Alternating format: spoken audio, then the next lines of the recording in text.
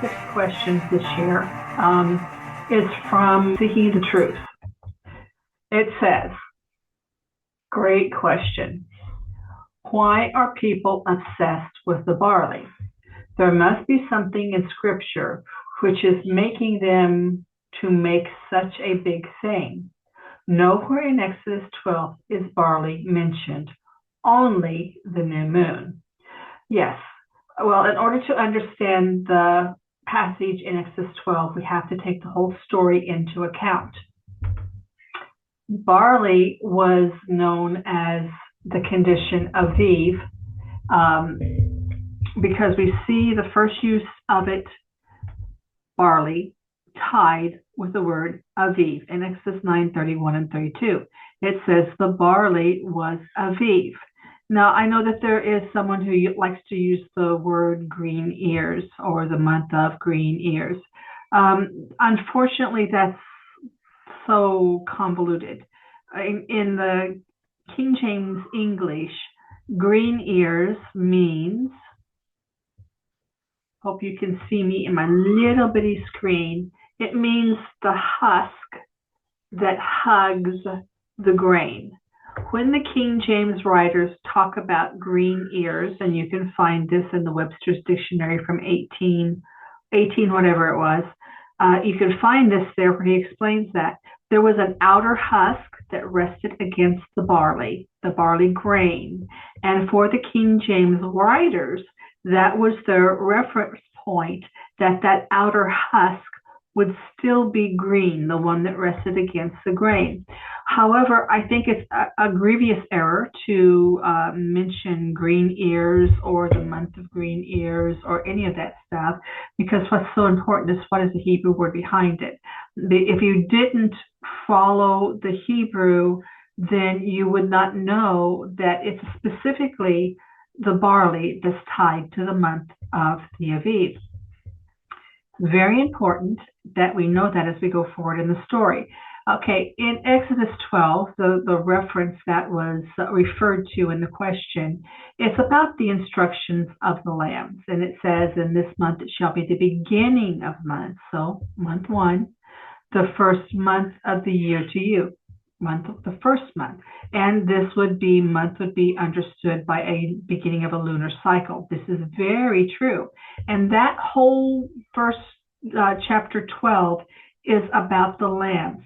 Lambs precede the barley. Passover precedes barley, first fruits. The order is so important with Elohim, I can't even begin to tell you. Verse 13, starting in verse 13, he starts speaking about the firstborn of the flocks and the firstborn of men, how that they were holy unto Elohim, they were owed to him.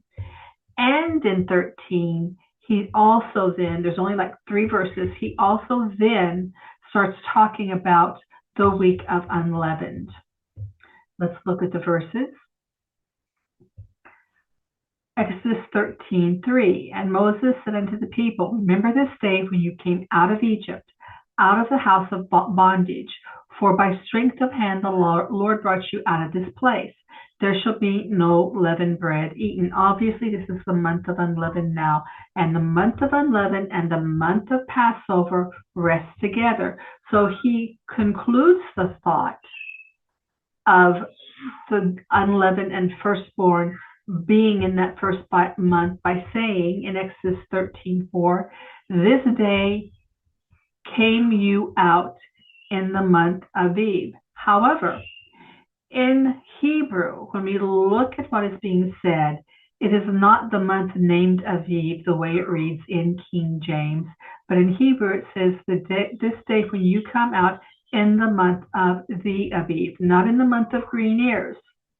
Green ears is an old archaic English term that was meant to reference the Hebrew understanding Aviv or Aviv in modern Hebrew, not the way that it's been spelled here in the King James English. I can't say it was never Abib, but I can say it is Aviv in Hebrew. There were no other feasts in the first month of the year. So what we are looking at in Exodus 12 through Exodus 13 is what Elohim is saying about the first month. This shall be unto you the beginning of months. It shall be the first month of the year to you. This day when you came out in the month of Aviv. After unleavened, there were no other feasts in the first month of the year. So yes, Elohim does say of the first month of the year that it is the beginning of the months to you, and it is the first month of the year to you. And then he concludes that, so we're sure that we understand the day you come out in the month of the Aviv, and the barley was Aviv. So I feel that if we don't cherry pick verses and make standalone clauses, if we allow the story to tell itself by the words that are written, that we get a better understanding of what Elohim is saying to us. Now, 2 Chronicles 31:5 and Nehemiah 10:37. It is very clear to me that there are more than just one first fruits offering, two first fruits offerings, being wheat, the second one, that we are to pay attention to. I think that people do hyper focus on the barley. We do have to get the barley right. Beyond a shadow of a doubt, the barley has to be right. But unless we pay attention to our guideline of Exodus 9:31 and 32, we can say the barley is Aviv and not really understand that condition. That condition that is acceptable is very important, and it can be, depending on the group, anywhere from like a dough, a starchy dough consistency, to something that's indivisible by the fingernail, to something that needs to be shattered because we need enough barley for the nation, a small nation, to take the week of unleavened. So there's a whole bunch of things in there. And by the way, that last thought of the barley needs to be shattered because we need enough for a small nation was based in the book of Joshua, when Joshua brought the Israelites into the land and they ate the first fruits of the Canaanites, and there was enough for a small nation. However, scripture does say that the first fruits are the work of our labor in the field. So it can, that's the scope currently of variability that can be understood about the Aviv if we don't use our compass.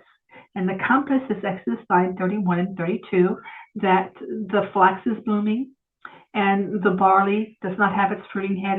The wheat does not have its fruiting head. It is not grown up. And then the barley is Aviv. That's our compass. And if we use that, there's not any variability in the condition of the grain that is in the barley. So we have this grand argument because by and large, people cannot pay attention to all 7 of the first fruits offering that were required in the temple. They could not live in Israel. They have to rely on pictures, and pictures are dicey. People will show pictures of beautiful fruit on trees or fruit on grapevines, but that's not the harvest. If it's still hanging, it's not ready. It's much easier for those that look from afar to look at a domestic barley field and see this being mowed down, that it's being harvested. But when you get and that is another whole thing. Are you looking at domestic barley, or are you looking at the thing that Elohim cares for on his land? And that would be the wild barley. So all of these things that people fight over about the Aviv is almost like a distraction of the bigger picture that we should be looking at. And the bigger picture is when we have the fruit of the earth determined rightly. He says, don't delay the first fruits of the Adamah, of the earth, of the soil. He says, don't delay those. If we have the barley correctly, according to Exodus 9:31 and 32, then the wheat comes in perfectly. The wild black emmer wheat comes in perfectly. And then when you have those two set, the trees of which the grapes are considered a vine tree in Scripture, the trees come in perfectly in their timing. No, I don't find that there's a variance, and I do find that people um, way over hyper focus on the barley. And isn't it interesting that the war is over barley and not over the Father's seven first fruits offerings?